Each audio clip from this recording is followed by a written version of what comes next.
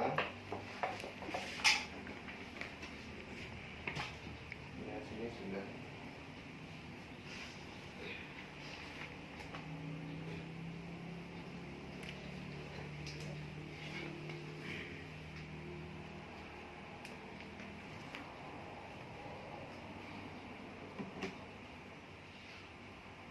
Ini saya coba sharing membangun website untuk digital marketing suatu perusahaan. Sini Pak.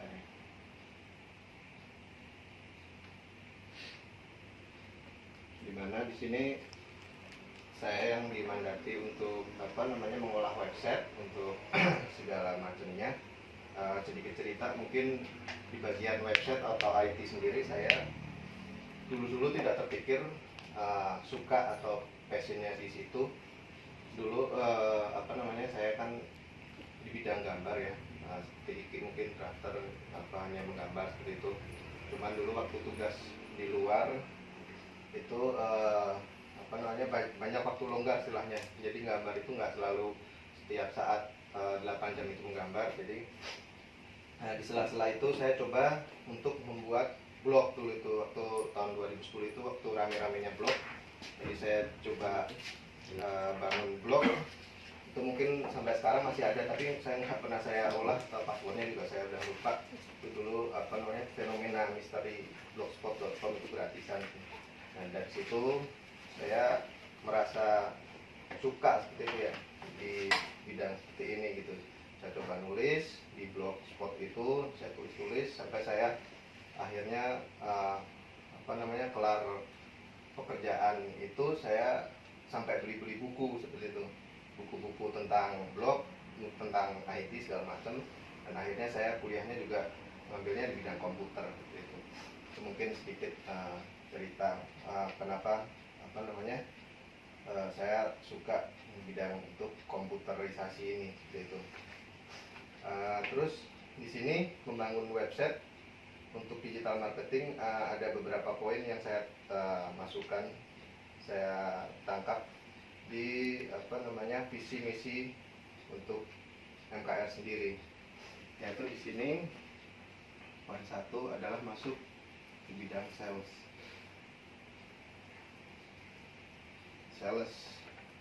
Sales merupakan kenapa masuk bidang sales, yaitu merupakan sales pasif dalam suatu berdagang. Karena kan kita kontraktor, maka kita menampilkan berjualan jasa yang kita kerjakan. Jadi di sini secara tidak langsung website itu adalah suatu bentuk sales, tapi sifatnya pasif. Jadi kita tidak bisa berkomunikasi langsung dengan calon customer kita itu. Ini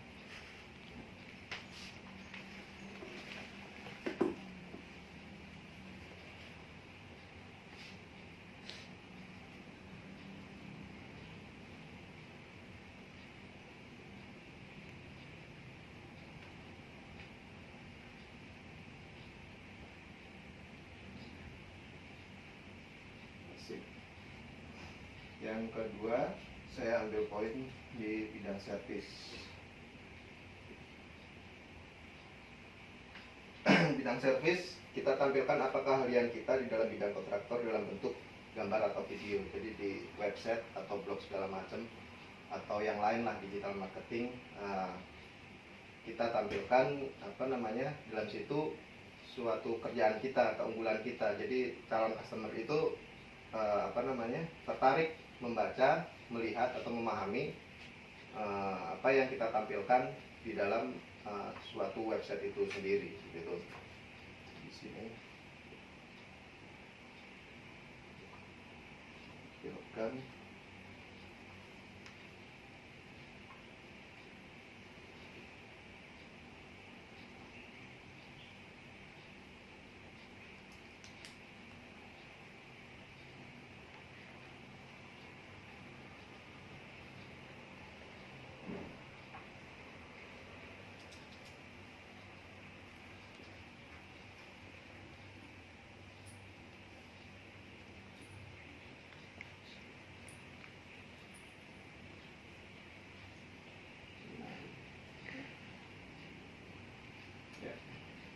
Yang ketiga, yaitu masuk ke sosial. Sosial tentunya kita sudah tahu ya. Melalui website secara pasif kita berinteraksi dengan calon customer kita, yakni calon customer tersebut melihat, mengamati, membaca apa yang disampaikan website tersebut. Jadi kembali lagi tadi yang disampaikan, berinteraksi secara tidak langsung kepada calon customer itu di dalam website itu. Jadi apa yang kita tampilkan otomatis orang-orang melihat, memahami, lalu ya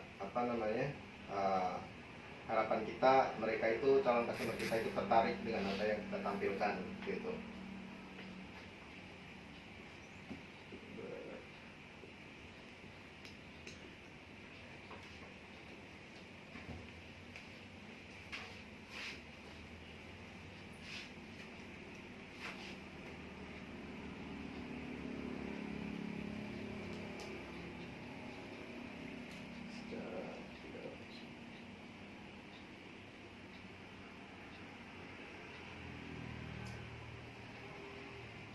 Yang keempat,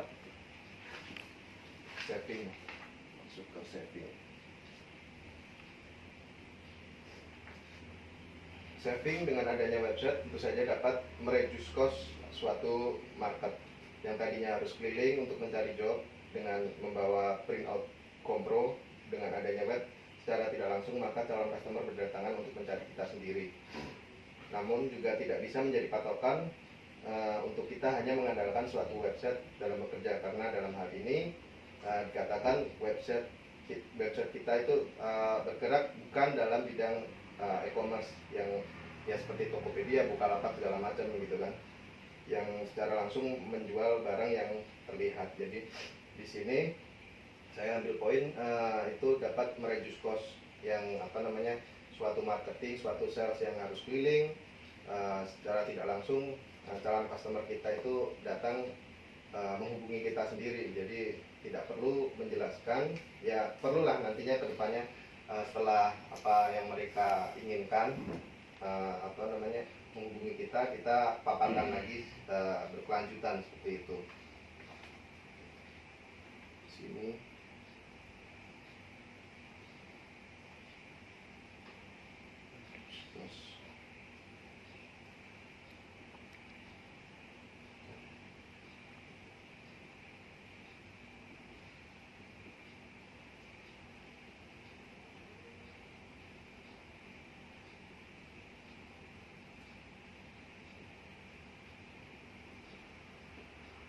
dan yang kelima, saya ambil poin ada di add value. Di add value melalui website kita dapat menciptakan nilai tambah tersendiri dengan menampilkan pekerjaan kita dengan gambar yang menarik ataupun dengan kata-kata yang dapat membuat calon customer kita semakin yakin dengan pekerjaan yang telah kita kerjakan, sehingga nantinya harapan kita calon customer tersebut yakin memberikan suatu pekerjaan kepada kita. Jadi di sini adalah nilai tambah kita dalam menampilkan pekerjaan-pekerjaan yang bagus ya, dari cari gambar yang bagus, video yang bagus, dengan kata-kata yang bagus, dengan yang dengan harapan yang mereka tuh tertarik, lalu mereka menghubungi kita dan memberikan pekerjaan kepada kita gitu. Itu di sini adalah nilai tambahnya.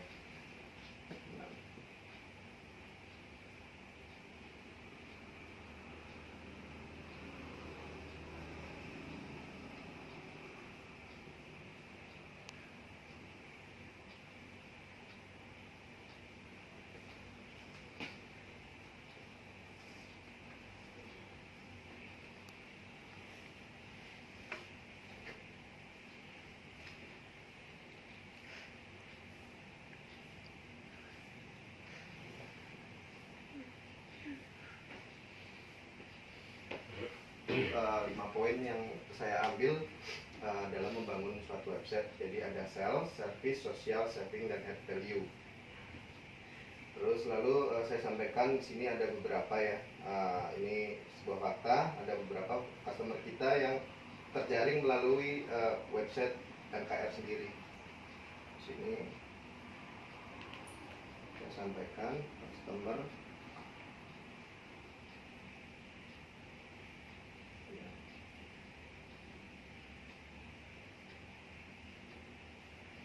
terjaring, istilahnya terjaring melalui website. Dalam kurun berapa waktu kan? Waktu selama ini berapa sih? 5 tahun ya? 5 tahun. Yang saya ketahui ya. Jadi yang pertama itu dulu ada Juta Rasa. Juta Rasa itu Pak Samuel. Itu pekerjaannya di sini renovasi ruangan.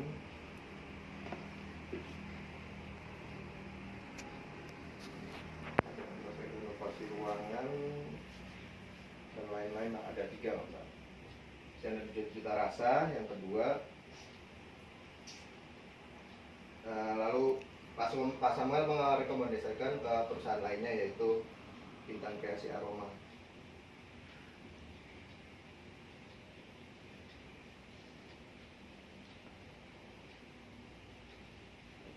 Itu dulu pembuatan partisi.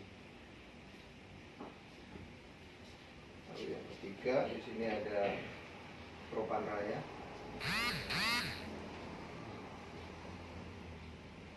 Perusahaan cat Propan ya, Propan Raya. Itu dulu pembuatan SIM-board 2 unit.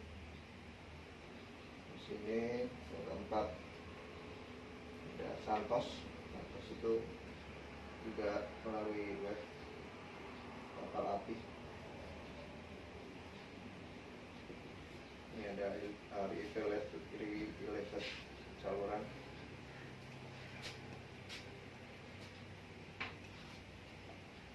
Yang kelima Lastop, walaupun belum ini ya, gagal ya. Lastop itu dari web juga. Yang cancel yaitu servis hidran dan CCTV, kalau salah pasti deh. Iya.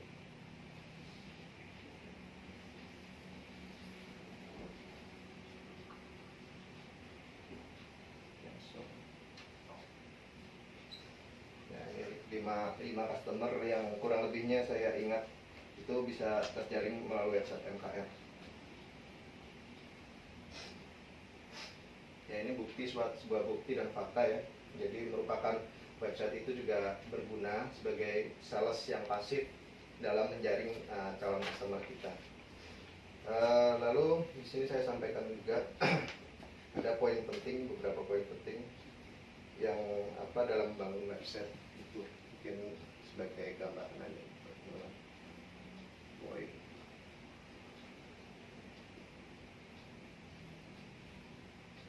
penting.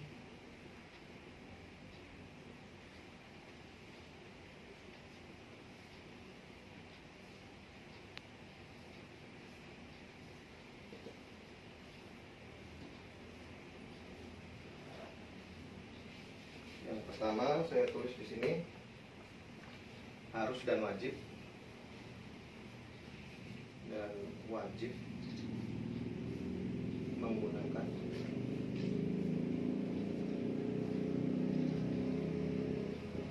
domain hosting berbayar.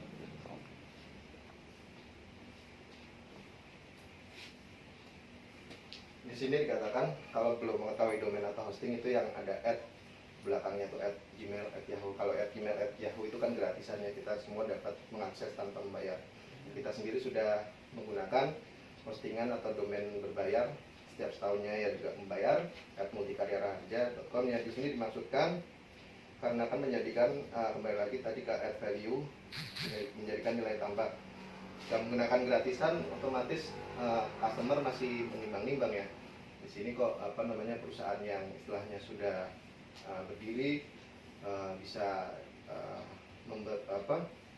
memberikan beberapa pekerjaan yang bagus-bagus, kok masih domain hostingnya masih gratis gitu. Jadi masih bertanya-tanya. Email pun seperti itu, mungkin misal saya lihat tidak kita mungkin melihat mungkin dari MCT seperti itu kan masih gratis segala macam, ya mungkin itu bisa menjadi nilai tambah lah menurut saya jika hosting atau domain itu berbayar. Jadi sebagai kebanggaan sendiri gitu, sebagai kalau dalam istilahnya seragam kita seperti itu.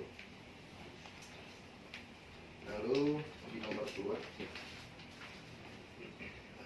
sini harus menampilkan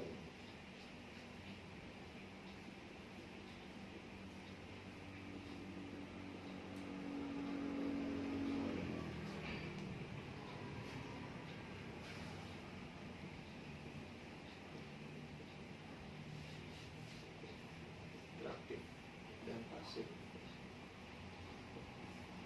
Apa dikatakan menampilkan informasi interaktif dan pasif? Dikatakan interaktif, jadi kita tulis, kita gambar itu sesuai maksud dan tujuan. Tetapi secara tidak langsung kan kita pasif, jadi tidak berhubungan langsung dengan calon customer kita. Situ poin-poin websitenya itu. Dan yang ketiga, yang penting,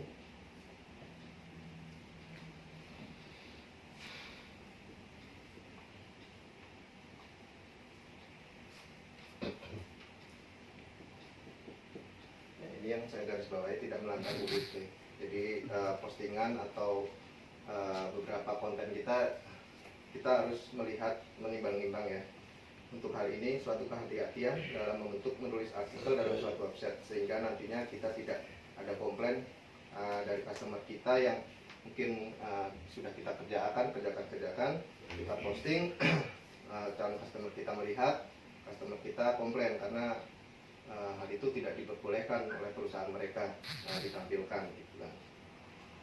Juga beberapa misal musik segala macam untuk backsoundnya itu mungkin mencari yang tidak copyright seperti itu ya.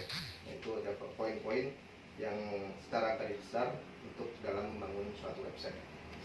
Itu aja mungkin yang saya dapat paparkan implementasinya membangun website untuk digital marketing perusahaan yang saya sudah lakukan selama ini di MKR. Cuman untuk website MKR sendiri masih saya olah-olah karena ya membangun website itu tidak semudah untuk posting Facebook atau Instagram segala macam, yang kita harus perhatikan juga ada platformnya, ada yaitu yang saya katakan ada harus menulis, ada harus klik sana sini, terus harus mencari juga untuk SEO-nya, search engine optimization-nya segala macam. Jadi saya masih proses lah istilahnya. Semoga aja kedepannya dengan adanya website yang kemudian lebih bagus, nanti calon customer kita bisa berdatangan lebih baik gitu. Jadi itu saja pemaparan dari saya. Sekian dari saya. Wassalamualaikum warahmatullahi wabarakatuh. Waalaikumsalam warahmatullahi wabarakatuh. Oke, baik.